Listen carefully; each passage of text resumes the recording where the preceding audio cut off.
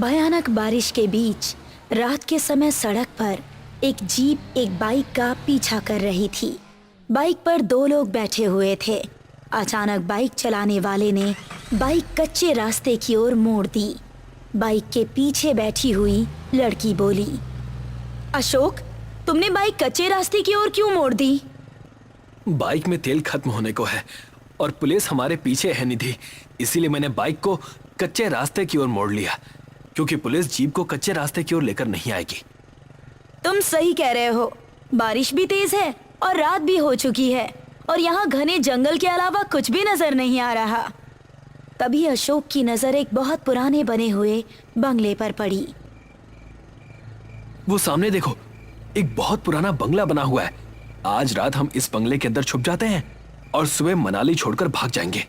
इतना बोलकर अशोक ने बाइक ठीक उस बंगले के सामने रोक दी।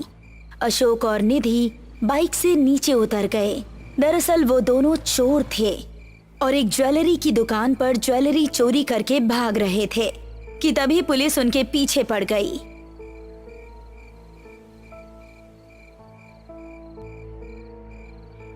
लेकिन इस बंगले के बाहर तो जंग लगा हुआ ताला लगा है। ऐसा लगता है जैसे यहाँ पर सालों से कोई नहीं रहता। तभी अशोक की नजर उस बंगले के एक कमरे की टूटी हुई खिड़की पर पड़ी। वो देखो निधि, सामने एक टूटी हुई खिड़की है, हम वहां से अंदर चलते हैं। अशोक और निधि टूटी हुई खिड़की के रास्ते से उस बंगले के अंदर गए। बंगले के अंदर अंधेरा छाया हुआ था। अशोक ने टॉर्च निकालकर जैसे ही लाइट जलाई, अचानक उसके गले से एक जोरदार चीख निकल गई। क्या हुआ अशोक? तुम चीखे क्यों? अशोक कांपता हुआ निधि से बोला। मैंने जैसे ही टॉर्च जलाई तो मैंने देखा सामने एक बूढ़ी औरत खड़ी थी जिसकी आंखें जुगनू की तरह चमक रही थी। लगता है तुम पागल हो गए हो। लाओ टॉर्च मुझे दो। निधि ने अशोक के हाथ से टॉर्च ले ली, मगर जैसे ही उसने टॉर्च जलाई, निधि के गले से भी एक जोरदार चीख निकल गई। सामने एक बूढ़ी औरत एक बहुत पुरानी चेयर पर बैठी हुई उन दोनों को देखकर हंस रही थी, जिसका चेहरा बेहद भयानक था।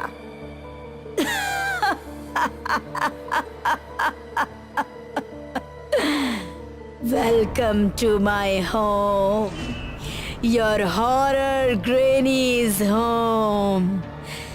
काफी सालों बाद कोई मेरे घर पर आया है।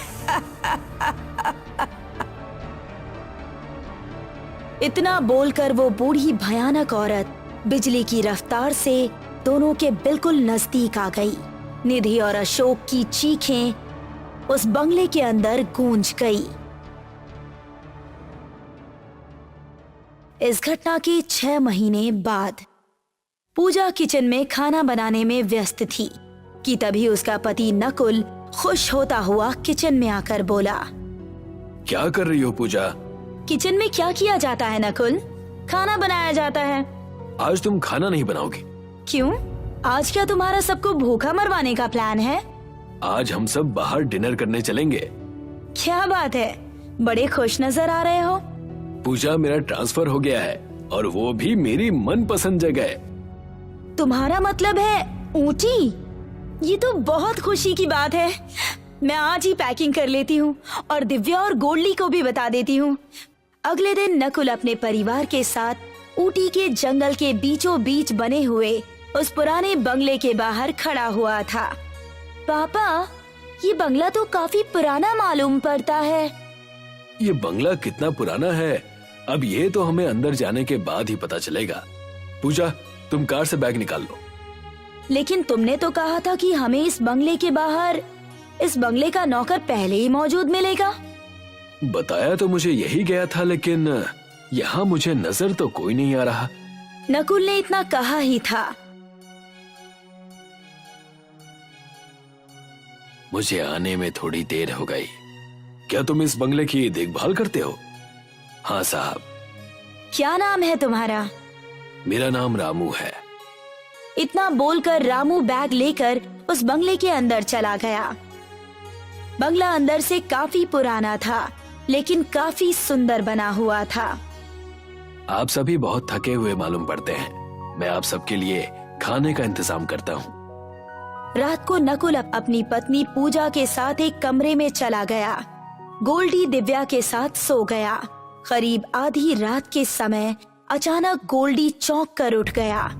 दीदी, दीदी उठो ना, देखो कोई अपने कमरे के बाहर टहल रहा है। सोने दो ना गोल्डी, मुझे बहुत तेज नींद आ रही है। उठो ना, अपने कमरे के बाहर कोई टहल रहा है। गोल्डी के बार बार उठाने पर दिव्या बिस्तर से उठकर बैठ गई। बैठते ही दिव्या के कानों में किसी की चहलकदमी की आवाज टकराई। दिव्या अपने रूम से बाहर निकल आई, मगर बाहर सन्नाटा छाया हुआ था। तभी दिव्या की नजर एक बूढ़ी स्त्री पर पड़ी, जो कि उसकी ओर पीठ की हुई थी। कौन है आप? मगर उस बूढ़ी स्त्री ने कोई जवाब नहीं दिया, बल्कि वो तेजी से एक अनजान कमरे की ओर जाने लगी।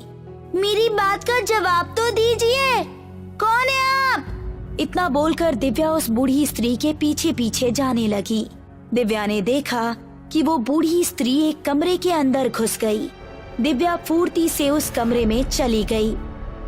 आखिर कौन है आप और हमारे घर में क्या कर रही हैं? अचानक वो बूढ़ी स्त्री दिव्या की ओर पलट गई और उसका भयानक चेहरा देखकर दिव्या के गले से चीख निकल गई और वो बेहोश हो गई।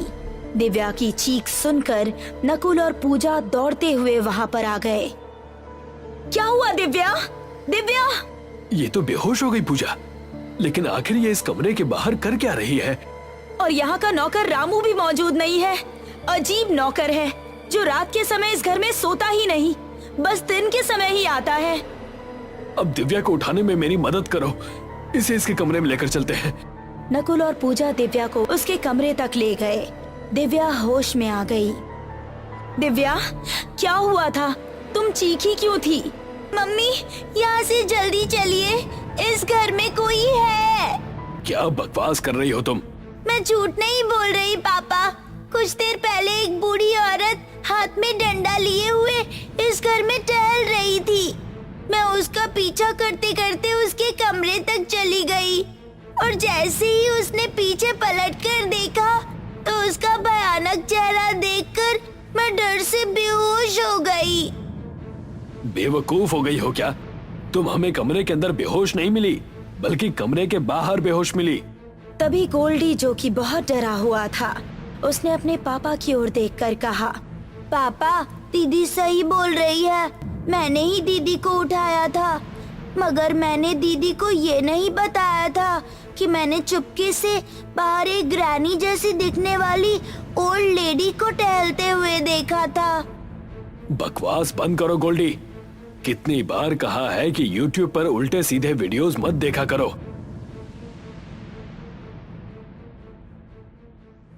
अगले दिन रामू आ गया। क्या हुआ साहब? आपके परिवार के चेहरे पर ये डर कैसा झलक रहा है?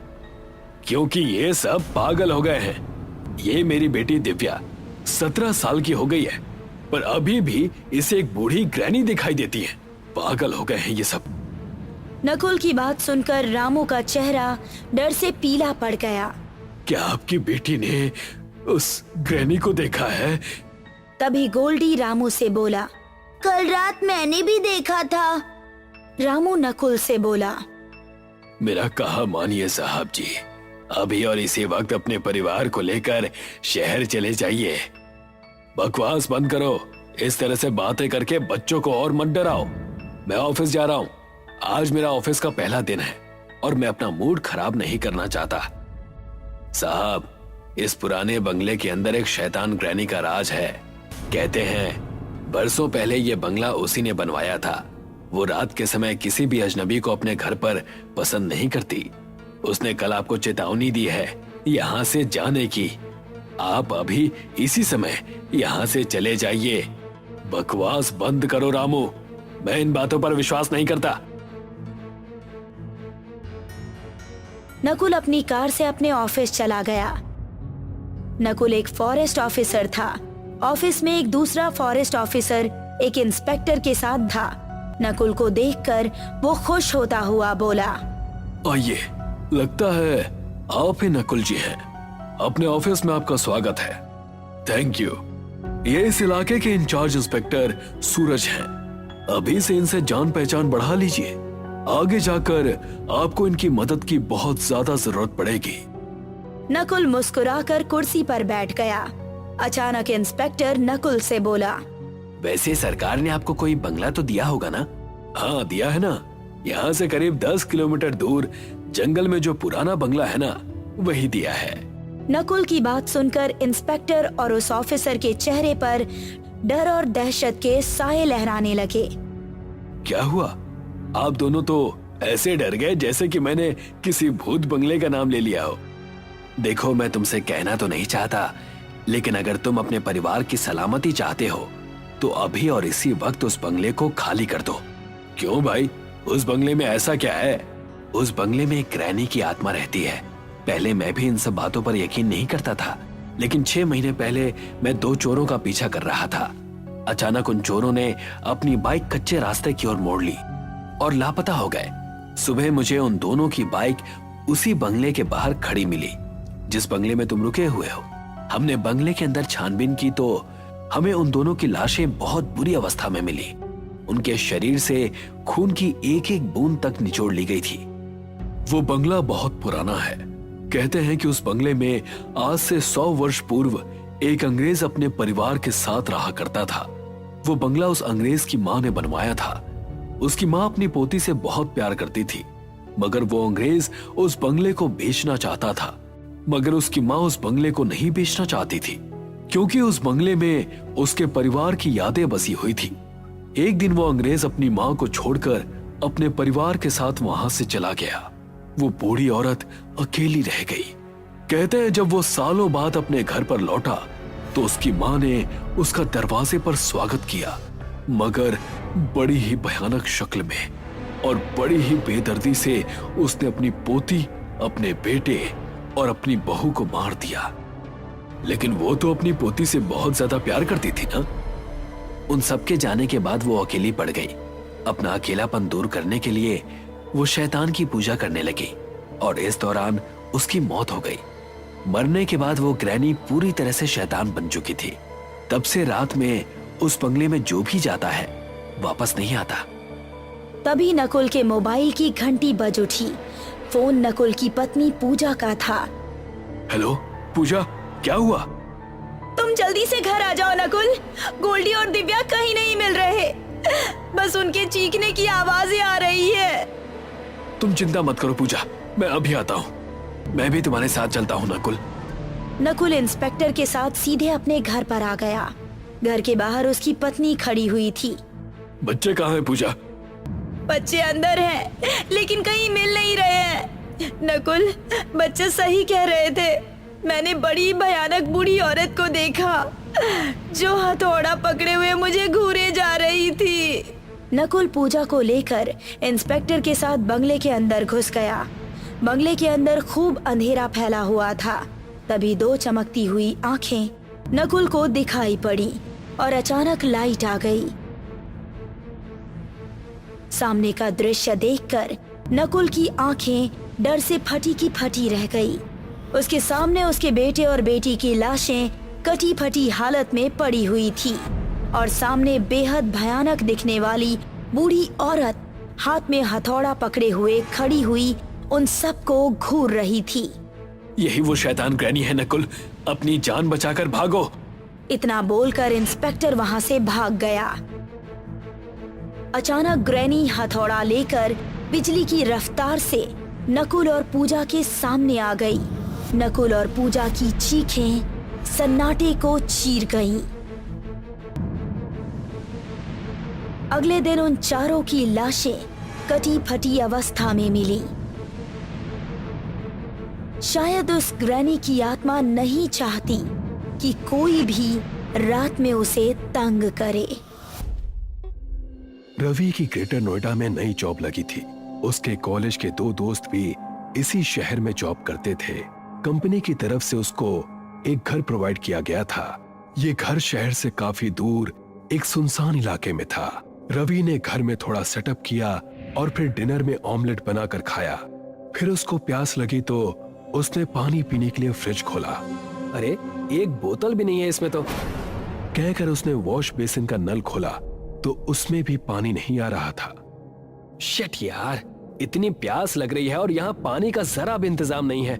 कहीं आसपास कोई घर भी नहीं है, कहाँ से इंतजाम करूं? ऐसा कहकर उसने खिड़की खोलकर देखा जो कि घर के पीछे की तरफ खुला करती थी। वहां उसको एक कुआं नजर आया। शुक्र है कुआं तो नजर आ रहा है। उसने एक छोटी बाल्टी ली और घर से निकलकर कुएं के पास गया। उसने रस्सी में बंधी हुई बाल्टी कुएं में डाली। जब वापस खींचने लगा तो बाल्टी कहीं अटक गई। उसने कुएं में झांक कर देखा तो उसे वहां एक शख्स नजर आया। ये कैसे हो सकता है? क्या कुएं में कोई है? जब अपनी कोई एक ख्वाहिश आजमा कर देख सकते हो। ये क्या हो रहा है? भला ऐसे कोई कुएं में कैसे हो सकता है जो पानी देने के साथ साथ हमारी ख्वाहिशें भी पूरी करे? ठीक है, मुझे पानी के साथ साथ मुझे सोने की अंगूठी भी भेज दो। ऐसा कहकर उसने रस्सी खींची तो वो आराम से ऊपर आने लगी। जब बाल्टी उसके हाथ में आई तो उसके अंदर कुछ चमकता हुआ नजर आया।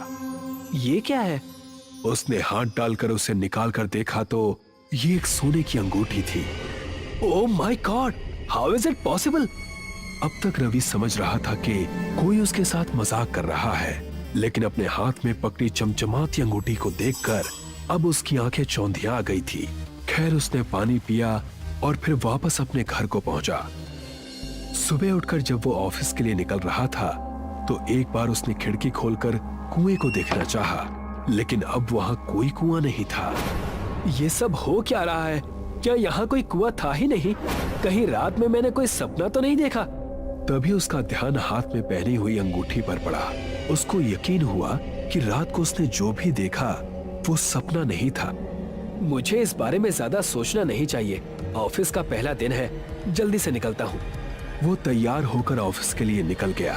रात को जब वो वापस आया तो कुआं अपनी जगह पर मौजूद था।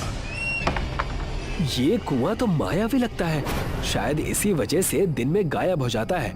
अब है तो अपने लिए कुछ पैसे मांग लेता हूँ। ऐसा सोचकर उसने बाल्टी को कुएं में फेंका और बोला, मुझे अभी कम से कम 2 लाख रुपए चाहिए।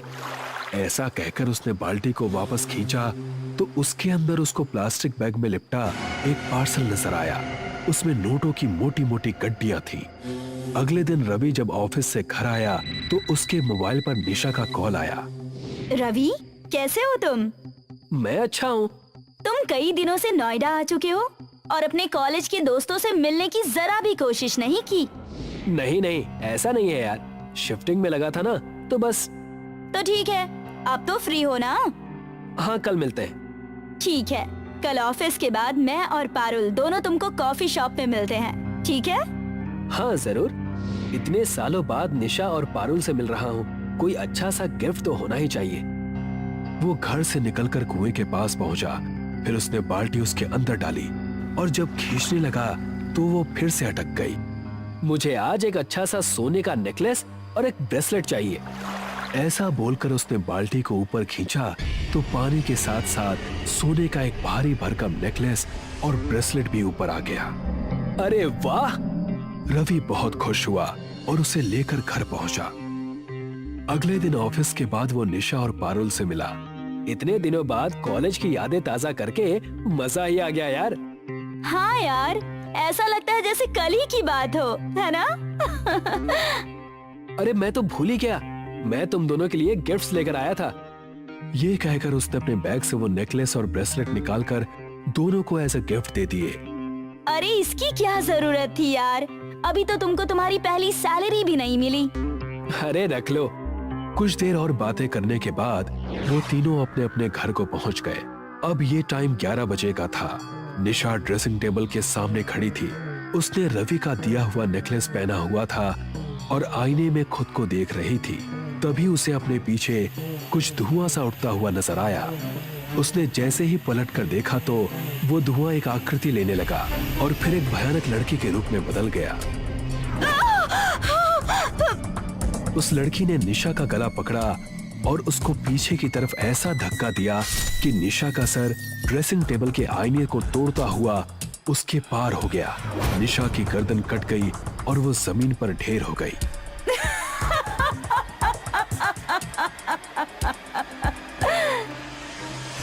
सुबह जब पारुल निशा के घर पहुंची तो उसको निशा की मौत के बारे में पता चला। तभी उसने रवि को कॉल करके उसकी मौत की खबर दी। मैं अभी वहां आ रहा हूं। रवि ने जैसे ही कॉल कट किया, उसे महसूस हुआ कि उसके पैरों में जैसे कोई भारी भरकम चीज पड़ी हुई है। उसने देखा तो उसके पैरों में एक बेड़ी पड़ी हुई थी। सोने की बेड़ी? अब रवि ने देर नहीं की, वो उसी टाइम जाकर पारुल से मिला और उसने उसको सब कुछ बता दिया। रवि, मुझे तो ये सब बहुत अजीब लग रहा है। उस कुएं के बारे में अच्छे से जाने बिना तुमको उससे ख्वाहिशें नहीं मांगनी चाहिए थी। आज रात तुम उस कुएं पर जाओगे तो मैं छिपकर देखूंगी।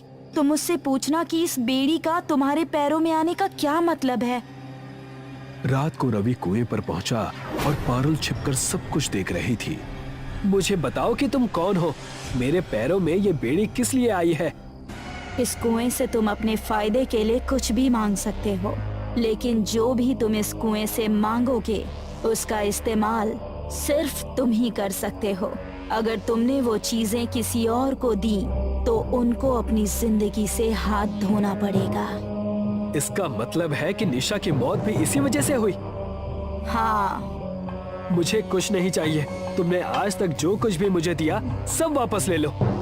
तुम जितनी ख्वाहिशें मांग सकते थे मांग चुके। अब तुमको कोई नहीं बचा सकता। इतना कहते ही एक मोटी जंजीर कुएं से निकली और उसके पैरों में पड़ी बेड़ी में बंध गई। धीरे धीरे जंजीर उसको कुएं की तरफ खींच रही थी।